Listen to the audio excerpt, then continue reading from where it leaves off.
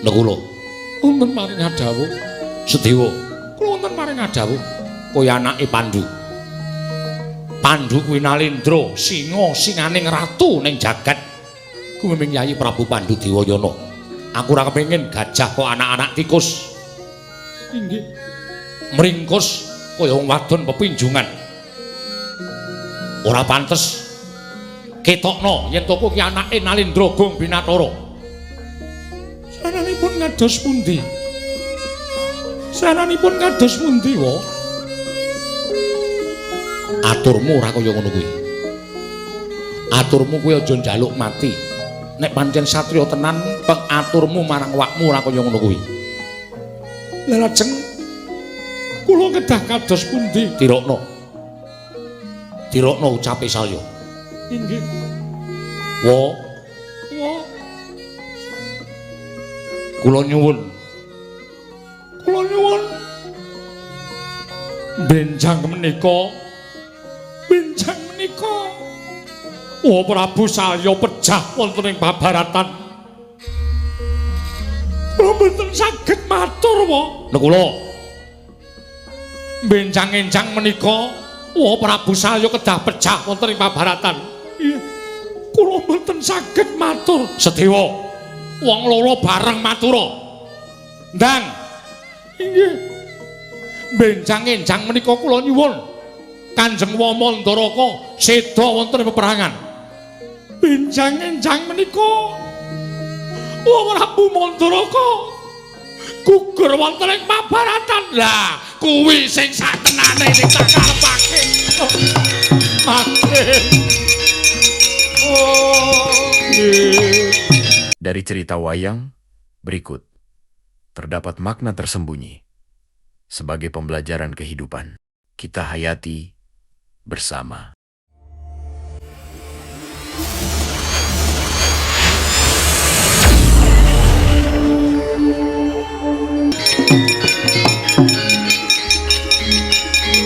Om Surak mawurahan manengker gumuruk samya alok yen to Begawan Durna gugur madyaning pabaratan.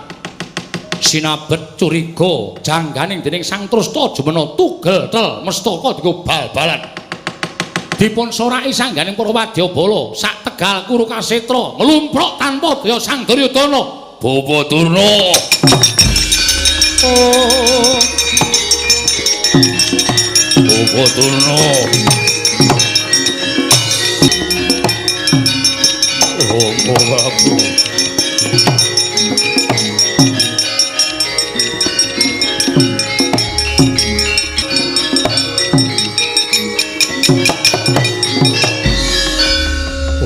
Prabu bersasap sampun pupus bayu kang dabis mboten nggadhahi kegiatan menapa Rama Prabu mboten mangertos lampan Tegal Kurukasetra. Kula ngertos nggih, kula ngertos.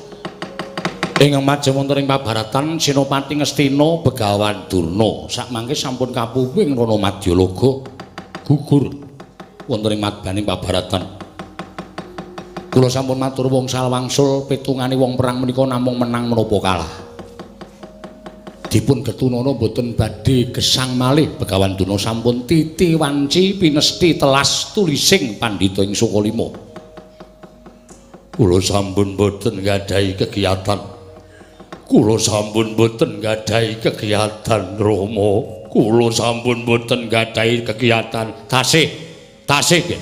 Ingkang Rama ing Mandaraka nggih. Kula aturi lenggah ingkang jejeg anak kula ing Ngastina.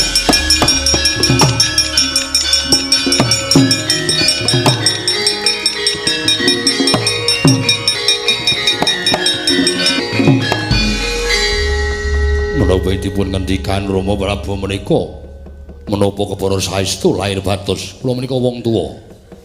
Kula nek matur ora bakal mencla-mencle kaya banyu tumumpang godhong sentrik. Kula menika ngrumangsani wis titip daging setampel getih setetes. Kamuktenipun anak kula Banowati menika badhe kula totohi nganggo bandaning salya ingkang larang dewi inggih menika nyawa kula. Menika saestu.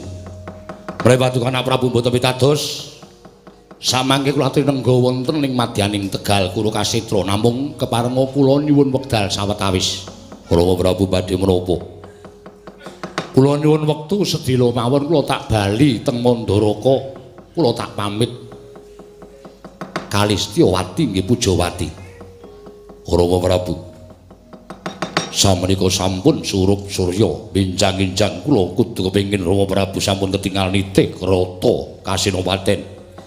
Menawi ngantos benjang-enjang kula menika mboten ketingal wonten Tegal Kuru Kasitra, kula aturi ngasta obor Mandaraka kula aturi besmi. Nggih, matur sembah nuwun. Kula nyuwun pamit nggih. Sembah kula ingkang ndherekaken Jengkar Paduka Rama Prabu ing Mandaraka. Kula nyuwun pamit titip anak kula Banowati. Titip anak kula Banowati. Rama Prabu kedah unggul madyaning pabaratan. Inggih, kula badhe budidaya nggih.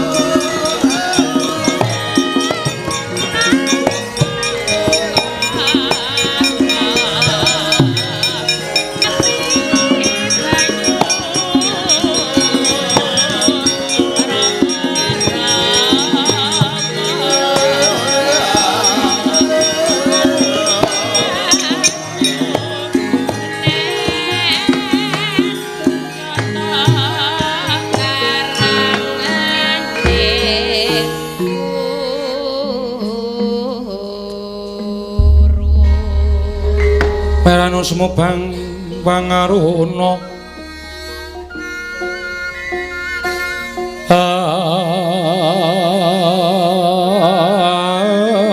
tinetraning uga rapuh sabdaning kukila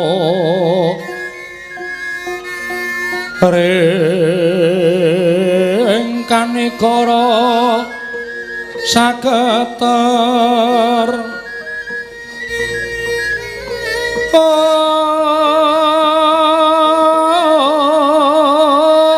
kene dongane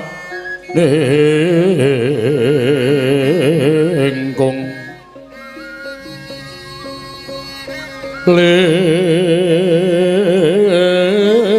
wewusing Bene panca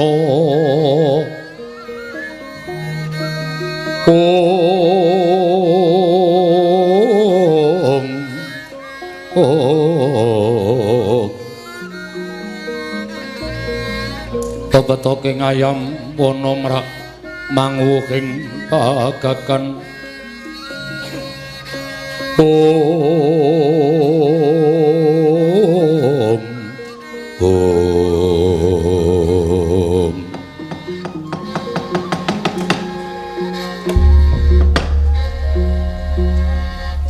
bersasat kados dene lumampahing wanci peteng kepapak obor sastra manah kula sinuwun dene kula mangertosi rawuh jengandika lumantar suwanten gumriting rodaning kereta tumuli kula medal saking taman jumujuk wonten ing pendhapi ageng nyatanipun ndara dasih sinuwun Prabu ing Mandaraka kepareng rawuh wonten ing pendhapi negari ing Mandaraka nanging mudyan dados ing kawuningan salebetipun kula nggadhahi raos marem tuwin bombong dene slaminipun paduka lenggah wonten ing pesanggrahan kumesar manah kula langkung-langkung menawi kula mireng rijal ingkang muni ing kidul kilen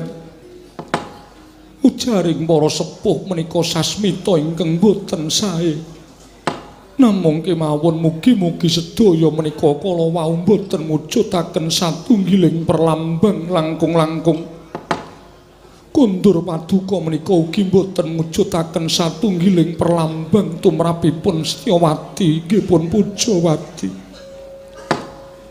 krana kuwatos raos sing manah kula sinuwun menawi rawuh paduka wonten ing kedatoning Mandaraka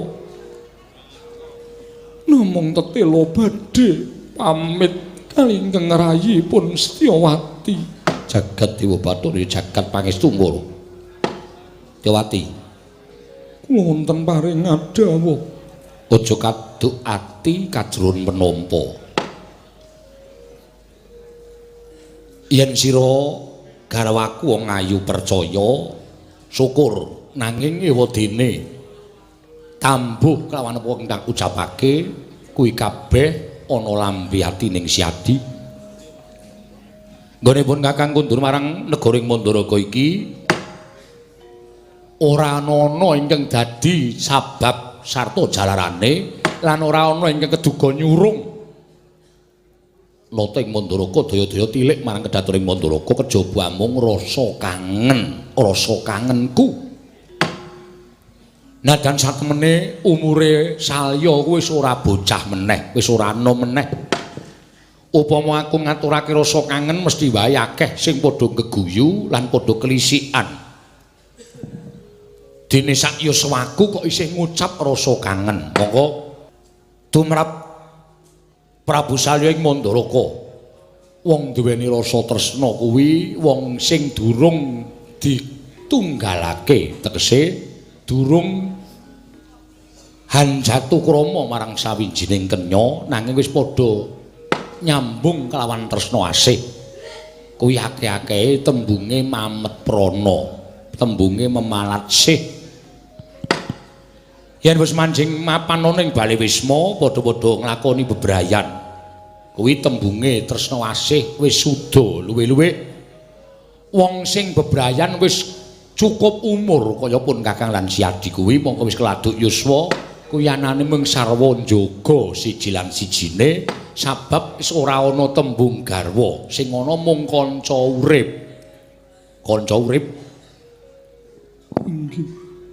nanging kok rasaning pun Kakang ora kaya sagedhagan iki tresnaku kok kaya dene nalika aku ketemu karo kowe sepisanan rasa kangenku kok nalika kaya aku pisah lawan Siadi sepisanan ingkang kawasa ngrabasa marang telenging ati temah kanyut kalimput kaprawasa rasa kangen simun nadyan tembung paduka dipun damel-damel kados mekaten nanging kula mboten badhe pangling kula mboten badhe saged anampi jaran renguning pasemon benten kaliyan nalika ngasokake Santandha sih tresna kaliyan kula wis to aja mbok gagas ya bener pasuryaning pun Kakang kuwi beda karo nalika aku ngandhake rasa kangen dek biyen wong ya wis letih pirang-pirang taun sing jeneng wong ki saya tuwa pasuryane saya beda mula ora jenengane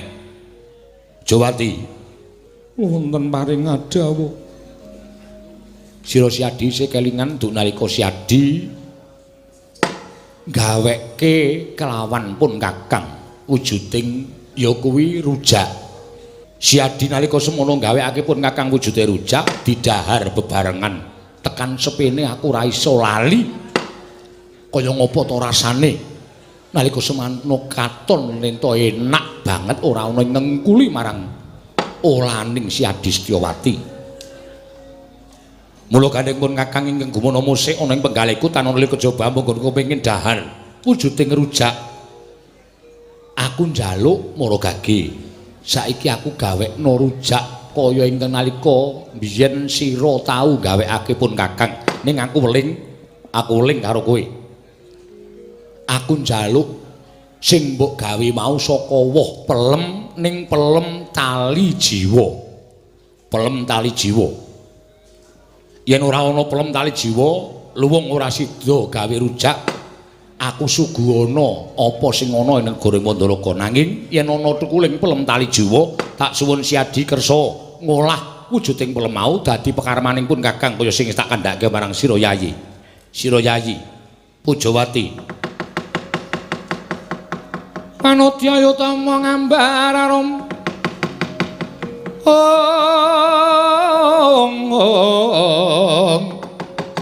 Ngambar arum sang kusuma.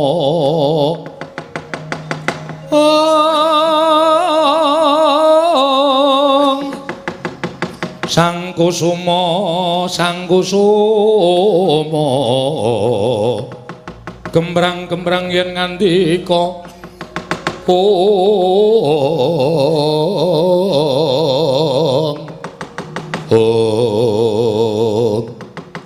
ing batos Sang Dewi Pujawati wis tanggap kelawan pangandikaning Kang Raka Prabu Salya. Parandene mangke siningetaken wonten saklebeting batos sampun ngantos kawanguran dhateng Raka. Sigra cinandhak astaning Kang Raka kinanthi manjing saklebeting kedaton ing cipta arsa ngolahaken menapa ing dados dawuhipun Kang Raka supados datan damel gela penggaling Prabu Salya ing Mandaraka.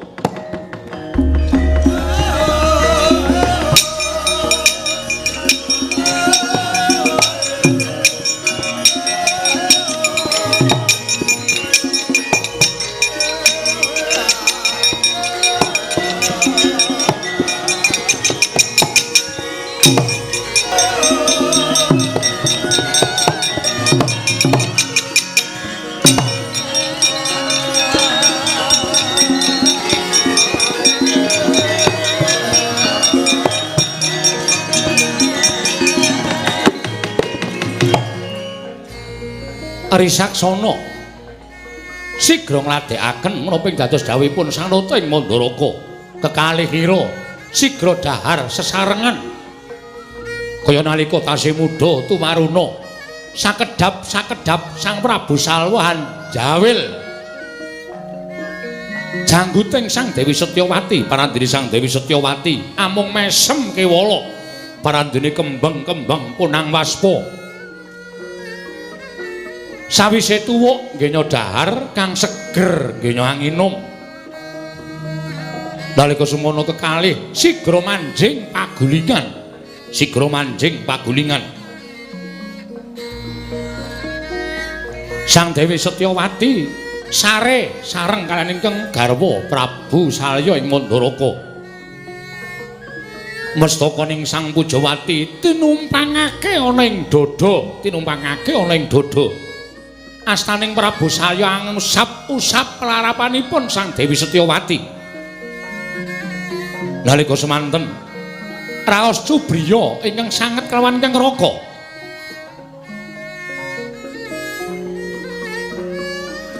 Mila sigra mbebundheti astanipun Sang Prabu Salya tinumpangake wonten ing jajaning Sang Dewi Setyawati.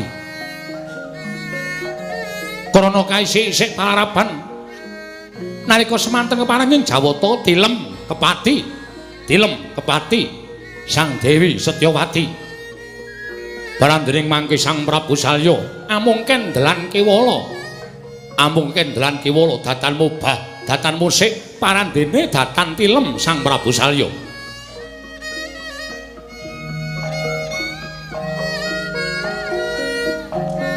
Sinawang pasuryaning Sang Dewi Setyawati urut saka pasundulan nganti jejempol suku datan wonten ingkang jijir. Ginrayang parepaning Sang Dewi Pujawati kaya ngasokake sih tresna kalawan ingkang garwa niki Sang Prabu Salya wau.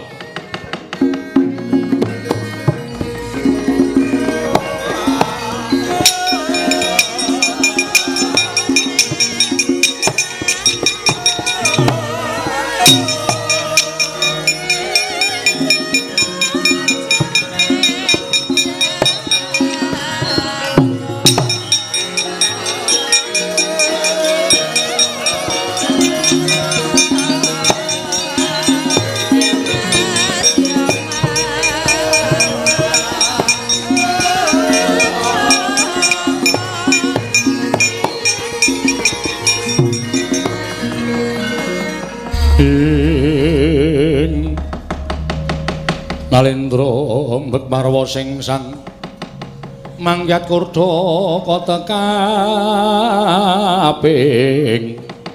irika sang pinarwasa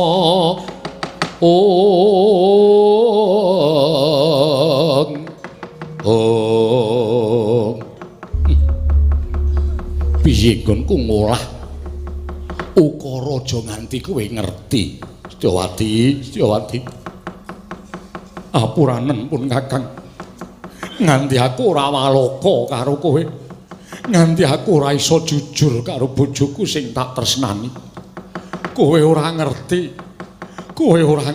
yen to sak bejagong iki sak bejagong sing sepisanan garwaku wong ayu Setyawati aku njaluk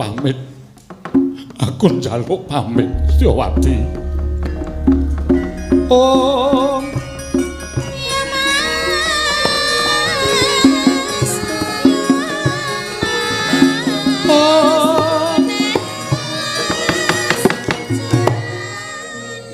apuranen pun Kakang paripaksa aku kudu maju ana ing babaratan tresnaku isih cumondhok ana ing atimu Setyawati wong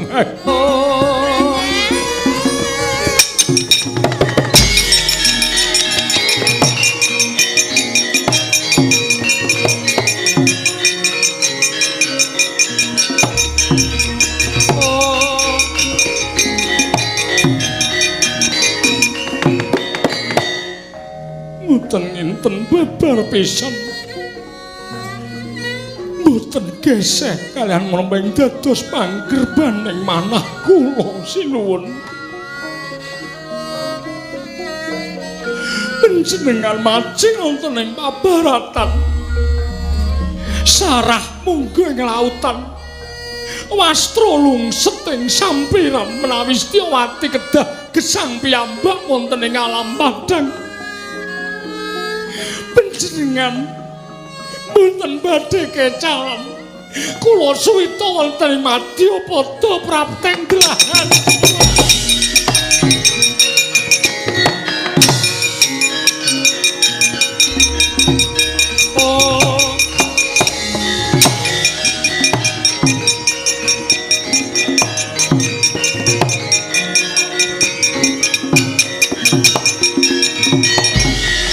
ampuh perang rame Sang Prabu Salya inapit ingkang rayi Raden nalika semanten patih Trusna Kedhu ingkang majeng wonten ing pabaratan ngamuk punggung Suratamtaha Nirbaya Nirwikara parandring mangke kapuping Rana Madyalaga mulat Sang Prabu Salya sigra ngaglah ana ing tengahing pabaratan manjing wonten ing saknginggiling rata sanata ing Mandaraka Prabu Narasoma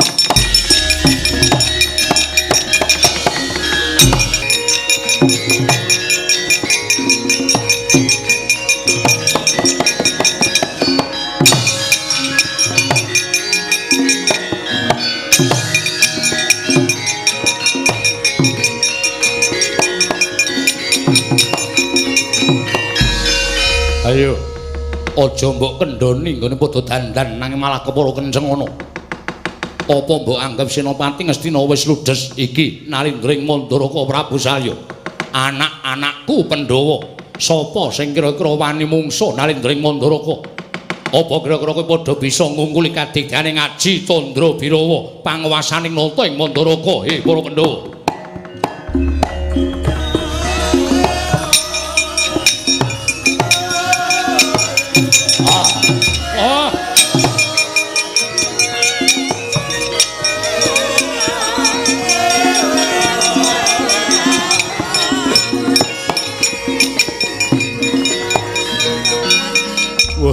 Latan lah kok dadi bapa ngracut karo aku eneng wigati apa Candra Birawa ana dawuhmu apa wis mataun-taun ora katon gawemu dina iki wis tak perloke Salya wong tuamu madeg Senopati mandheganing para Sata Kurawa maju ning pabaratan sirnakno kabeh para wadyabala saka negara Ngamarta yen perlu Senopati Ngamarta aja ning keng cicir kabeh tak keparengake dadi panganmu. Oh, njaluk pangestu ya Bopo.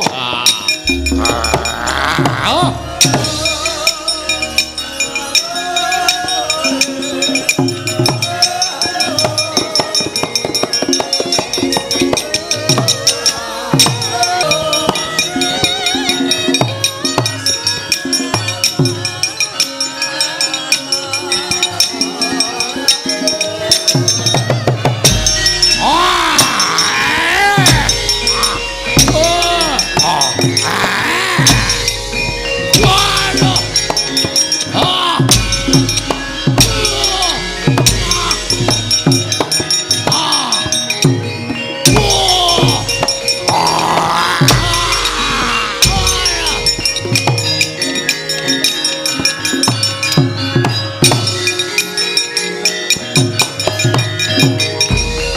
Aji Candra Birawa nalika semanten wujud yaksa setunggal menawi pinerjaya saben rah ingkang tetes wonten ing Bantala dadi wujud yaksa saka 1 dadi 5 10 50 100 500 Tegal Kurukasetra kebak Candra Birawa.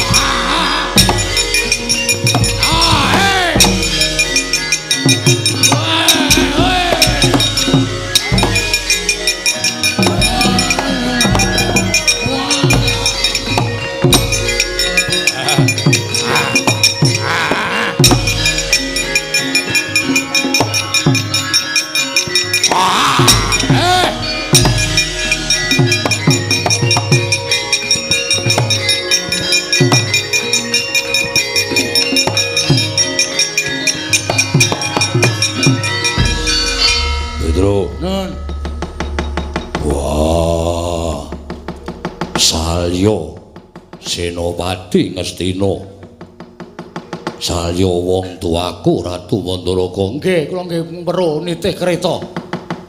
Wah ngetoke jaya kawijayan. Wujude napa? Buta. Sampeyan karo buta? Ora perkara kalah ning aneh. Lho, aneh sebabe? Buta siji tak cekel. Tak suduk nganggo kuku Pancanaka mati. Mati mesti. Terus ngasut urip meneh.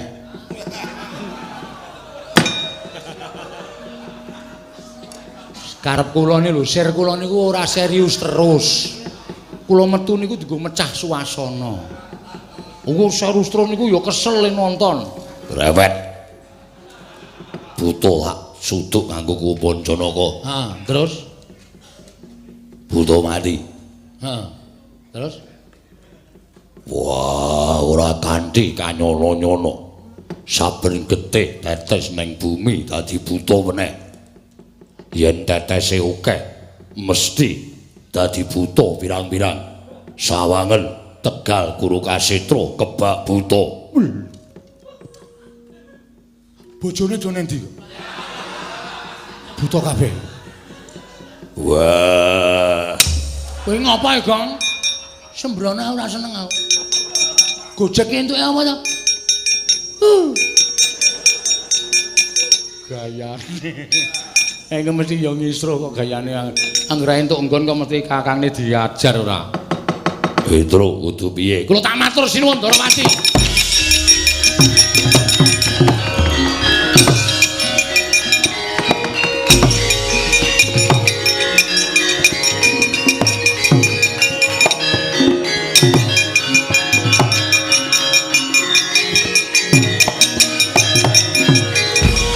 Matur sinuwun Ndarawati. Petra ana apa? Rempati ngatur Diagung Mangasama. Kula nampi panjenenganipun Ndarawarkudara ingkang sanes manjing pabaratan mboten kanthi kangana Ndarawarkudara pinanggihan wujuding buta. Pendak buta ditusuk nganggo jarum. Buta mesti mati. Mati siji dadi loro, mati loro dadi siji. Mati siji dadi loro, loro disigar dadi loro, dadi siji. Yen loro bingung. Ndarawarkudara bingung lho. Petruk Wah, ndeno. Sampe to mboten kon iki, kengke sing celana niku ukurane 4,5. Sate sing enak dhewe niku ping 2. Margi kula terus mlayu Ndara Kresna niku pamrih kula mboten napa-napa. Ning supaya kabeh menika enggal ingkang tumata sing santrinipun. Margi kula saniki niku tiket pesawat larangnya Raja Majapahit. Asli niku kula mboten golek. Niku tenan. Awang sing wingi niku kula uyah bol banci. Ha silakan banten. Monggo ayu lho. Wah, cilaka nang kebaconnya wong amen. Nggo ember barang lho sak. Ampun menawa jero nang kamar mandi rekoso to. Entuk ora ketang entuk ming ngemping kali teh segelas lumayan. Bolot sing Amerika niku bolot. Mboten ngene. Aku wis krasa. Anggere petuk matane le matur kriyip-kriyip ki mesti karo ngantuk. Tur omong mesti karo turu. Mboten. Kula mboten turu. Ning pancen kabeh niku pancen kudu disurasa. Nek mboten turu lajeng menawa mesti karo.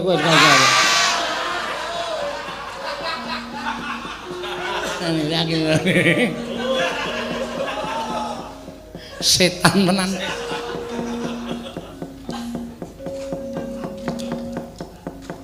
Micek ya? Alon-alon lho Bagong nek tangi. Ora sanget deg-degi. Nek arep ditempelke kok alon-alon ora. Lha niku nek nempelke ora tau alon-alon. Langsung tak tempelke ngono mbok bener mbok ora langsung tak tempelke. Ming nganggo anu apa jenenge iki pembedhekan batin. Kene iki mesti. Ngopo sing ngesan? Mboten napa-napa.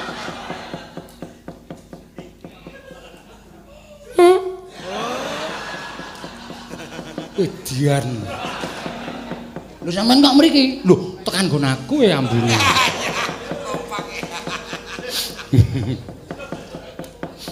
Pun ilang kok? Iya. Isih kok. Wah, irungku buntet kok ya. Nyon ngapura. Bagong iki digugah iki, tak gugahe. Ngayalake ora ora. Wah. Melek matane. Nyambut gawe. Kantane do tlutur kok merem. Dumeh gendere ra melu tlutur kok njur karo merem. Mikir bayar tukang kowe ha. Melet. Kaya kadal. Enten Prabu Salya ngetokke pusaka. Lho pusakane apa? Saelingku ki Rama Prabu Salya ki ora duwe pusaka apa-apa. Wonten buta metu siji jedul kepethuk Ndara Werkudara. Ali Ndara Werkudara diajar. Candhak awake tusuk kuku Pancanaka bles buta mati. Lah kok dadak waduh laku nek butane mati. Mangke riyen durung rampung critane. Saben gethek setetes-tetes wonten Gantala, Des. Melek. Sik tak raup sih. Aku abot tenan iki. Nglakoni abot tenan iki.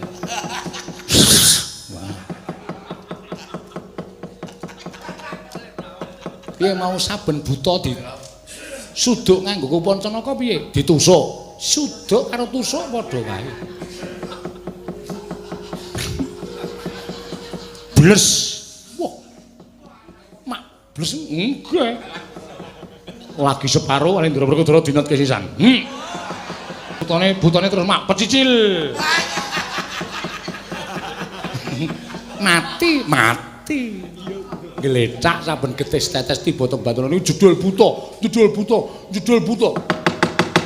Tegal Kurukasetra kebak buta sakniki Ndara. Lah dalah.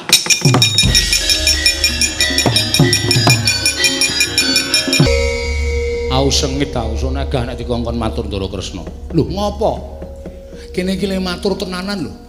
Saben getes tetes dadi buta. Ngono ming. Lah dalah.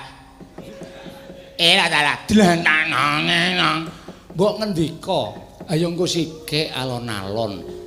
Butane salah oke. Kudu piye? Petro dalem. Kowe bengoko. Aduh. Nek wis ra iso bengok tenan iki. Oh tak sepatani serak sak. Oh ora. Wah, senengane ora. Pripun? Bengok Werkudara kabeh Wadyabala ngamarta gamane kok nyelehke. Gamane kok nyeleke. Aja ana sing nggawa gaman. Yen gaman diseleke buta kae ora bakal mangan sapa-sapa, ora bakal mula sora sapa-sapa. Ngono kuwi karo Bagong kuwi. Oh nggih.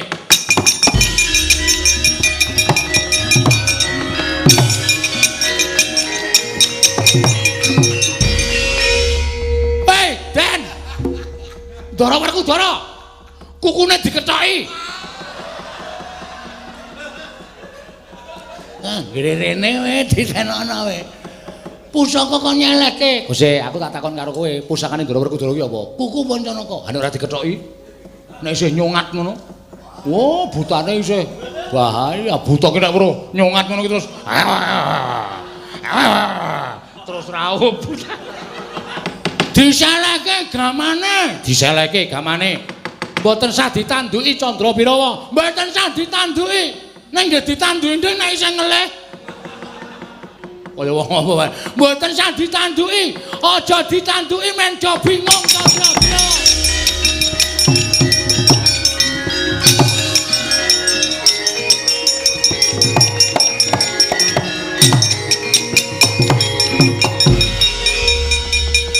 Surak mawurahan sanggaring para wadyabala sigra seleh dedamel.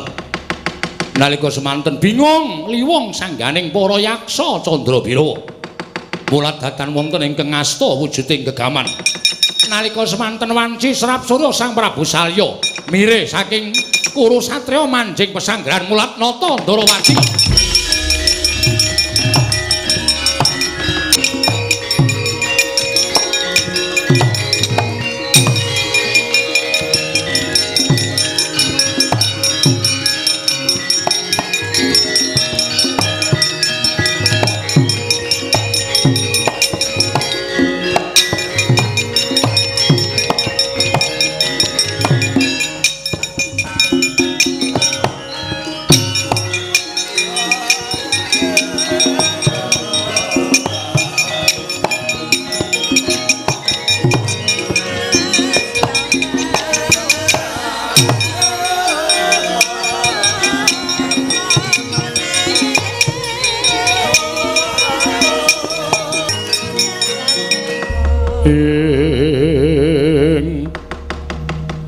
Kresna sinayang manggel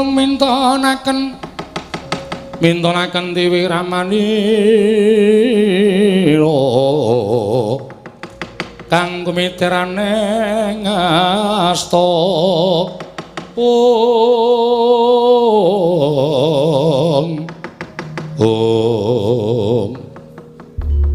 Nekula Sedewa. Nggih wonten dawuh kok Prabu. Nggih wonten dawuh kok Prabu. Iki wanci ngaso, wancine surup surya. Wondene sesuk-esuk biar pletheking surya tunggang gunung ana ing Brang Wetan. Pandhawa kudu ngadoni peperangan lan kowe tak kandhani. Mbok menawa sesuk-esuk kuwi dadi sarana lan dadi jalaran tumpesing kadangmu para Pandhawa. Liripun kados pundi kaduhan Koko Prabu paring dawuh mekaten. Senopati Ngastina ora ana ingkang wani ngimbangi marang kasantosan lan kasektening Senopati Ngastina. Senopati Ngastina sinten Koko Prabu? Wakmu Mandaraka. Rama Prabu Salyapati, Rama Prabu Narasoma ingkang madheg Sulanendriya jumeneng Senopati. Lah, lajeng keparingipun Koko Prabu nimbali dhateng kula, nek ora saka kowe ora ana ingkang menang. Nanging wancinipun menika sampun ndalu. Pancen tak angkah wanci bengi kowe golek dalan sing sepi. Sowan awakmu Mandaraka. Inggih. Sawise iso ketemu karo awakmu Mandaraka, kowe nangisa njaluk mati. Kula kedah nangis nyuwun pejah. Wis ngono wae. Lajeng mangke kados pundi? Wis to, ngono wae. Mengko awakmu Mandaraka wis tanggap. Inggih, ngestaken dawuh. Mangkat ya Yayi. Inggih, nyuwun pamit to Prabu. Sing ati-ati kono mangkat to.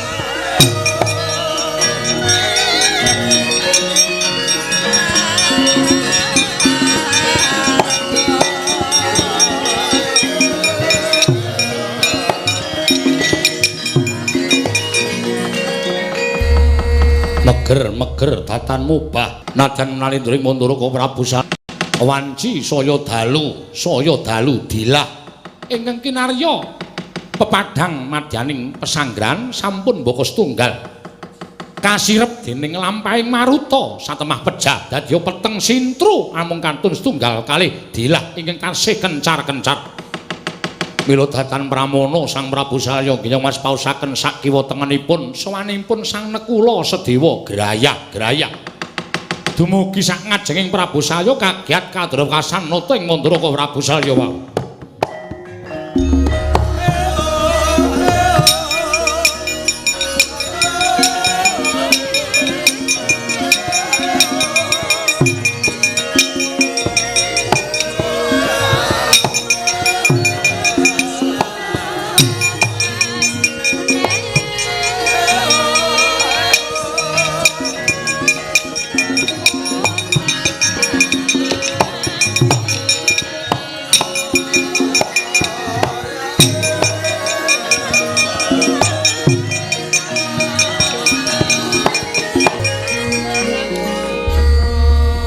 sapa iki wancine wis regemeng paningali wong tuwa kaya wis ora cetha nyawang saka kadohan lha kok ana pawongan loro nyaketi lenggahing nalindra ing Manduraka Prabu Salya kowe sapa apa kowe prajurit Manduraka apa kowe prajurit surwaning Nalindra Ngastina ing didhawuhi supaya ngaturake sewiji-wiji marang Prabu Salya ayo aja meneng bae aja meneng wae kowe sapa?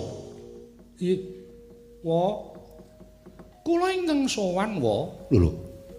Wa piye? Ora Bu. Kula ingkang putra wa. Putra sapa? Kula ingkang putra pun Nekula Sedewa wa. Nekula Sedewa anake Madrim. Inggih, kasinggihan anakku. Oh. Nekula Sedewa.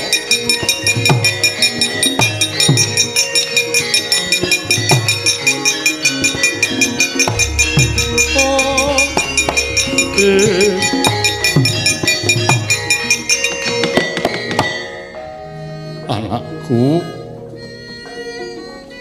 wiwit mau sapurnaning perang sing tak arep-arep aku bisa weruh karo turune Madrim. Inggih. Nekula Sedewa. Kowe bocah lolo. Kowe ditinggal mati wong tuamu. Bapakmu Pandhu dibanjut karo dewa. Ibumu Madrim mati kunduran lairake kowe.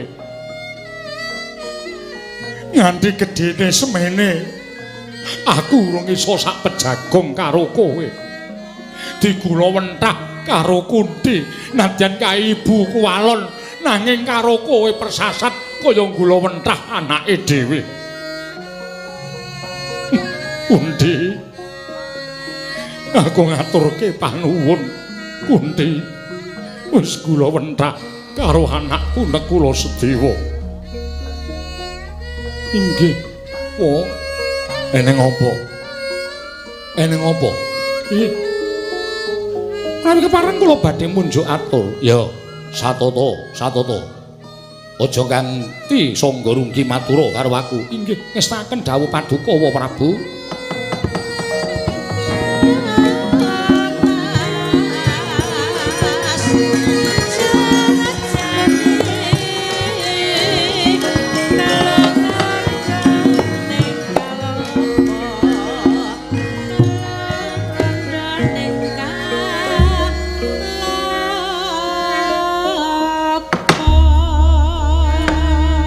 Sepisan kula ngaturaken sembah pangabekti kula kunjuk wa ya tak tampa. Gawe gedhening ati ora liwat pangestuku Tampanana. Kula pun ndika jimat paripe dayan ning kasantosan. Kula ngaturaken sembah bekti kula kunjuk wa Sedewa tak tampa. Pangestuku Tampanana inggih kula pun ndika jimat. Wanci ora wanci ingkang sakmestine mbok menawa kowe nilapake para wadyabala ingkang padha tugur jejaga ana ing pesanggrahan. Nganti kowe iso sak pejagong karo wakmu ing Manduraka mongko tanpa dingerteni dening piranganing prajurit wigatine Sepisan kula nyaosaken sembah pangabekti kula kunjuk. Iya. Angka kalih. Nalika semanten kula nampi dawuhipun Kanjeng Koko Prabu Ndarawati. Kakangmu Ndarawati paring dawuh apa? Nek kula sedewa sesuk kuwi Pandhawa bakal ludes keles tanpa sisa. Merga sing dadi senopati awakmu ing Mandaraka ya kuwi Prabu Salya Pati. Mongko ora ana piranganing Pandhawa ingkang keduga ngimbangi marang kekuwataning Prabu Salya. Mula tinimbang kowe sesuk uga dadi banten merga kasektening wakmu ing Mandaraka, kowe sowana wakmu ing Mandaraka. Babar pisan kowe nyuwuna supaya disampurnake uripmu sadurunge kakangmu disampurnake dening wong atuamu dhewe. Ngaten wae. Mula dinten sak mangke kula sowan mesanipun Kanjeng Prabu menika namung badhe nyuwun pejah. Kula badhe nyuwun pejah. Ginanipun menapa kula gesang wonten ing alam padang. Menawi kadang-kadang kula sepuh ingkang gula wentah kula wiwit kuncung ngantos gelung, wiwit jabang ngantos celaprang sedaya sirna awit saking kridanipun Wa Prabu Mandaraka. Mula nadyan kula dipun paringi gesang dening Wa Prabu Mandaraka menika bebasan sarah mungguing lautan wastra lungset ing sampiran mboten wonten ginanipun menapa-menapa. Kula mboten badhe saged gesang. Kula mboten badhe saged gesang menawi kadang kula Kakang Mas Puntadewa, Kakang Mas Werkudara, Kakang Mas Janaka pejah wonten astanipun Wa Prabu. Mila dinten sak mangke sadèrèngipun paduka Wa Prabu menika mejahi dhateng kadang-kadang kula sowan menika kula pasrah bongkokan. Kula aturi nyernakaken dhateng putra putra kula sedewa kemawon, Wa. Oh.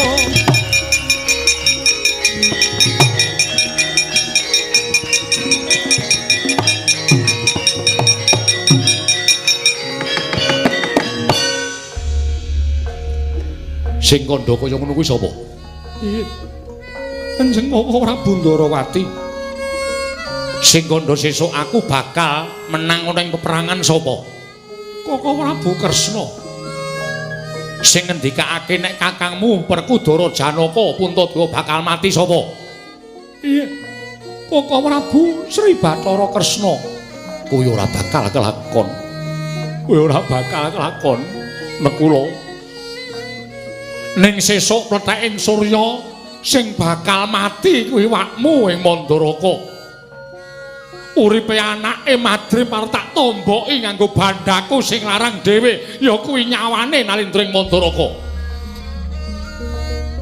Nanging menika menapa badhe kelampahan? Menapa menika badhe kelampahan, Wa? Mboten wonten ingkang saged ngungkuli kridanipun Wa Prabu Salya. Mboten wonten ingkang saged ngungkuli kasektenipun Wa Prabu Salya.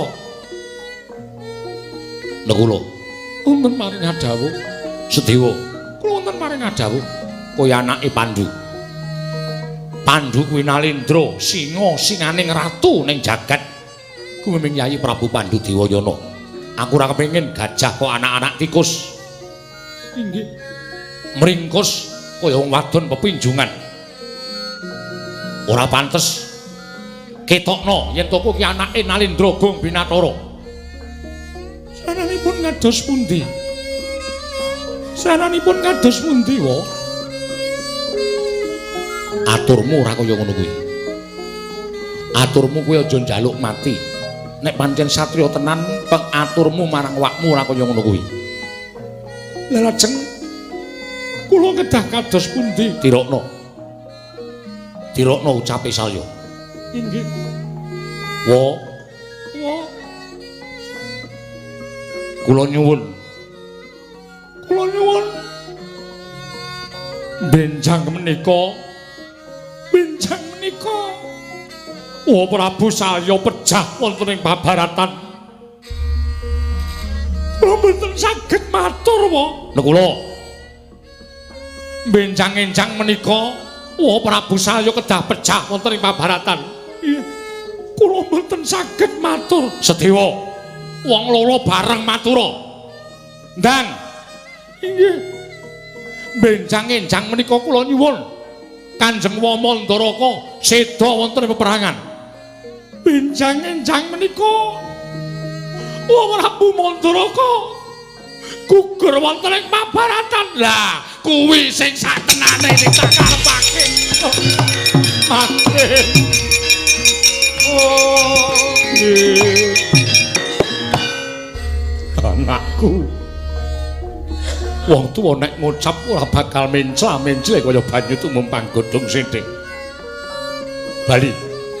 Inggih. Bali yo. Kandha karo Nalindra Ndrawati, Nalindra ingkang wicaksana. Ora ana ingkang bisa ngungkuli kadegdaning Prabu Salya. Kejaba amung kadangmu ya kuwi pambayuning Pandhawa. Konen maju ning Mahabharatan. Aku percaya Salya bakal tekaning pati saka tanganing Prabu Puntadewa. Inggih. Sedaya kalepatan kula nyuwun pangapunten. Wis Bali. Bali. Negara Sedewa Balya. Balya. Inggih. Kula nyuwun pamit, Prabu. Oh, nggih.